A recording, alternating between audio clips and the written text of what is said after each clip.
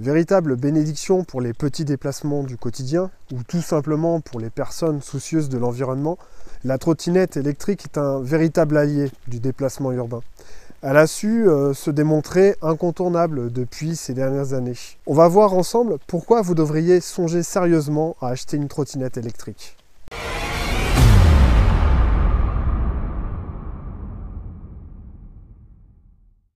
À partir de 450 €, parfois moins selon les promos, c'est la porte d'entrée la plus abordable dans le monde de la mobilité électrique. C'est pas compliqué, vous trouverez aucun autre moyen de transport aussi bon marché, en dehors bien sûr du vélo classique où il faut transpirer. Mais n'est-ce pas ce qu'on recherche? Un outil permettant de s'affranchir du carburant, se déplacer d'un point A à un point B, c'est ce qui est le plus important. C'est aussi écologique, enfin dans le sens où on ne produit quasiment pas de CO2. Bon, après, il ne faut pas rêver, la production de ces engins est loin d'être totalement écologique. Mais faute de trouver mieux, n'oublions pas quand même cet avantage, celui dorénavant de pouvoir se substituer à des mobilités qui sont bien plus désastreuses pour la planète.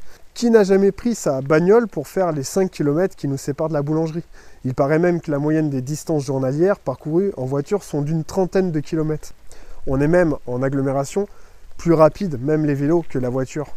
Je le répète, la recharge complète de sa batterie ne coûte que quelques centimes d'euros par jour, voire rien du tout si on recharge à son travail. Plus besoin de mettre de carburant, d'acheter des tickets de bus, prendre des places de parking. À une époque où on tend à passer au tout électrique, le billet d'entrée pour une voiture électrique, c'est 20 000 €. Tous les modèles de trottinettes ne se valent pas. À titre de comparaison, une Xiaomi M365 aura un moteur poussif de seulement 250 watts, mais utilisable sur des routes très peu vallonnées. Alors il faudra peut-être investir un peu plus. Mais pour la majorité des utilisateurs, c'est largement suffisant pour la plupart des usages. Contrairement à la gyroroue, la courbe d'apprentissage sur une trottinette, elle est quasiment nulle. Si vous savez tenir sur un vélo, c'est gagné.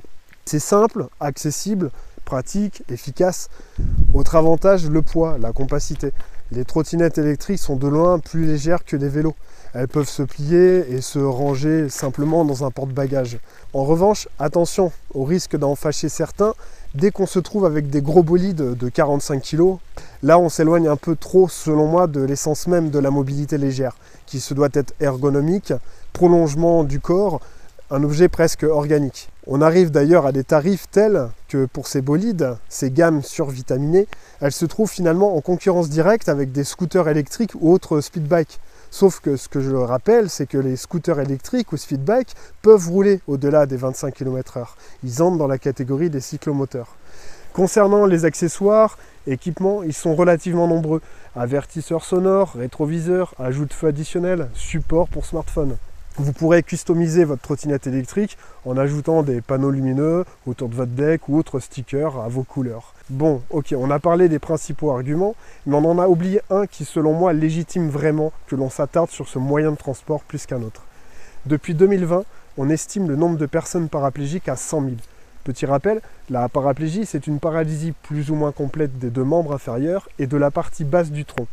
Cette paralysie des deux membres inférieurs est due à une compression ou à une lésion de la moelle épinière au niveau dorsal. Même si la recherche avance, à l'heure actuelle, aucune thérapie n'est encore capable de réparer une lésion à la moelle épinière. Avec cette diminution de l'autonomie, la vie de ces personnes est impactée dans leur quotidien. Une aide pour l'entretien du domicile, les courses, les déplacements est nécessaire. Cette paralysie, elle entraînera nécessairement des dépenses à vie qui n'existaient pas avant. Ça passe par exemple par l'achat d'un fauteuil roulant, de produits de soins et d'hygiène et une réadaptation des lieux de vie, voire du véhicule personnel. Et vous vous en doutez bien, tout ça, ça a un coût.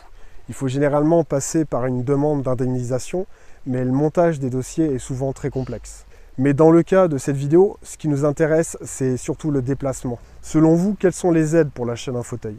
En moyenne, un fauteuil roulant classique reste relativement accessible et souvent pris en charge intégralement. Mais pour les fauteuils roulants électriques, on passe à une toute autre dimension. Et probablement, il faudra mettre la main au porte-monnaie. Mais soyons honnêtes, ce n'est pas la panacée pour les déplacements long courriers.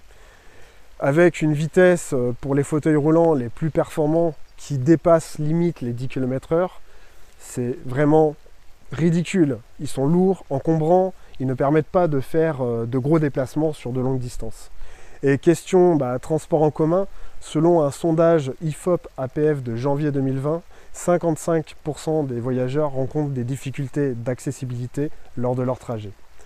Et c'est là justement que la trottinette électrique, elle rentre en jeu, grâce notamment au développement d'accessoires ingénieux compatibles avec un simple fauteuil manuel, donc beaucoup moins cher. Avec cette invention, vous pouvez rouler sur de longues distances, franchir les pavés, les trottoirs, les irrégularités du sol avec moins d'efforts.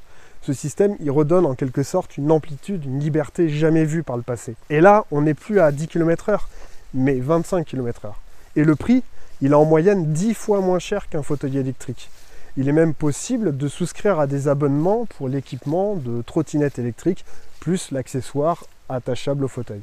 Bref, tout ça pour vous dire que le milieu de la trottinette électrique est à elle seule une révolution des modes de déplacement. Depuis son arrivée sur le marché, elle ne cesse de progresser, de s'améliorer, au point qu'il répond maintenant à des usages variés et de nombreux secteurs.